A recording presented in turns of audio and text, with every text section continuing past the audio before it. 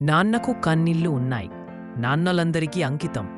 దయచేసి పూర్తిగా చదవండి. నాన్న మన కోసం ఏం చేశాడు, ఏం కోల్పోయాడు మనకు తెలియదు. జీవితాంతం పిల్లల కోసం తపిస్తూ వారి అభివృద్ధి కోసం పాటుపడే వ్యక్తి తండ్రి. తన పిల్లల కోసం జీవితంలో ఎన్నో కోల్పోతాడు తండ్రి. నాన్న మన కోసం ఏం చేశాడు మనకు తెలియదు. ఎన్ని కష్టాలు పడ్డాడు తెలియదు. ఎందుకంటే నాన్న ఎవరికి చెప్పాడు? పిల్లలకి, భార్యకి అసలు చెప్పాడు. అమ్మలా ప్రేమను బయటికి చూపించడం నాన్నకు రాదు. నాన్న ఇంటికి ఎప్పుడో వస్తాడు, వెళ్ళిపోతాడు. బిజీగా ఉన్న నాన్న రాత్రుపూట ఇంటికి వచ్చి మంచం మీద ఎదుగుతున్న పిల్లల్ని చూస్తుంటాడు. ఎప్పుడూ పనేనా, కాస్త ఇంటి దగ్గర ఉండవచ్చుగా అని చిరాకు పడుతున్న అమ్మ మాటలు వింటుంటాం. పిల్లలు కూడా నాన్నను మిస్ అవుతుంటారు.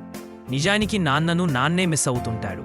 పెళ్ళై పిల్లలు పుట్టగానే నాన్న జీవితం నాన్న చేతుల్లో ఉండదు. మనందరి కోసం నాన్న రాత్రి పగలు పనిచేయాలి. చదువులు, సమస్యలు, బంధువులు, పండగలు, బర్త్డేలు, ఆసుపత్ వీటన్నింటితో నాన్న నలిగిపోతుంటాడు. ఆయనకు ఆరోగ్య సమస్యలు వస్తుంటాయి. వృద్ధాప్యం వల్ల అని పిల్లలు అనుకుంటారు. వృద్ధాప్యం ఇంకా రాలేదు.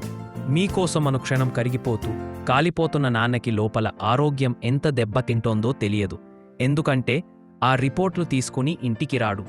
తన పిల్లలు గొప్పవాళ్లు అవుతారని నాన్నకు విపరీతమైన నమ్మకం. అందుకే అప్పులు చేసి చదివిస్తాడు.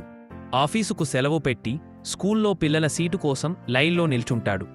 మీరు పరీక్ష రాస్తుంటే బయట రోడ్డు పక్కన ఎండలో నిల్చుని ఉంటాడు. ఆస్తులు అమ్మేసి కూతురి పెళ్లి ఘనంగా చేస్తాడు. ఎక్కడ ఎన్ని సంతకాలు పెడతాడో మనకు తెలియదు. కొన్ని వందల సార్లు అమ్మ ఏడవాడం చూసాం, కానీ నాన్న ఏడవాడం ఎప్పుడైనా చూవారా? కానీ మీ ముందు ఏడవాడా? ఆయనకు ఇష్టం ఉండదు. ఎక్కడో ఒంటరిగా కూర్చుని ఏడుస్తాడు. పిల్లలు పెద్దయి ఏదో పని చేసుకునే సమయానికి నాన్న అన్నీ అమ్మకుని అంతా ఆరిపోయి అంతంత ఆరోగ్యంతో మిగిలిపోతాడు. అప్పుడే పిల్లలు నాన్నకు ఎదురు చెప్పడం మొదలు పెడతాడు. ఇన్నాళ్ళు వీళ్ళు కోసం ఇంత చేశానా, నేను ఎవరి కోసం బతికాను అనే ఆలోచనలు నాన్నకు వస్తాయి. నా కోసం నేను ఏదీ దాచుకోలేదే.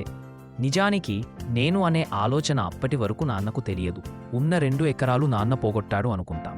ఎందుకంటే అమ్మ అలాగే చెబుతుంది కాబట్టి. ప్రతి కొడుకు ఏదో ఒక సమయంలో నాన్నను ఏడిపిస్తాడు. నాన్న గుండెల్పై తంటాడు. అప్పటికి ఏడదానికి నాన్నకు కన్నీళ్లు కూడా మిగలవు. అవి ఎప్పుడో ఆవిరైపోయుంటాయి. కొడుకు ఎంత మంచివాడు, ప్రయోజకుడైతే తండ్రి అంతే ఎక్కువ బాధ్యతగా సమస్యలు ఎదుర్కొంటాడు. అతారి ఎంత సక్సెస్ వస్తే అంత ఎక్కువగా తండ్రిని ఏడిపిస్తాడు. పాజిటివ్గా ఆలోచించండి. ఇది నిజం.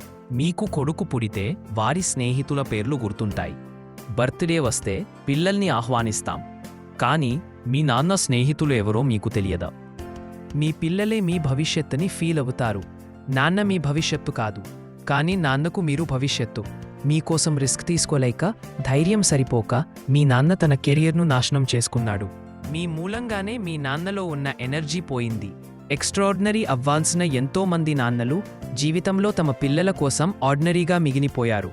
అమ్మా నాన్నలు బ్రతికున్నంత వరకు బాగా చూసుకోండి. ప్రతి నాన్నకు నా సెల్యూట్.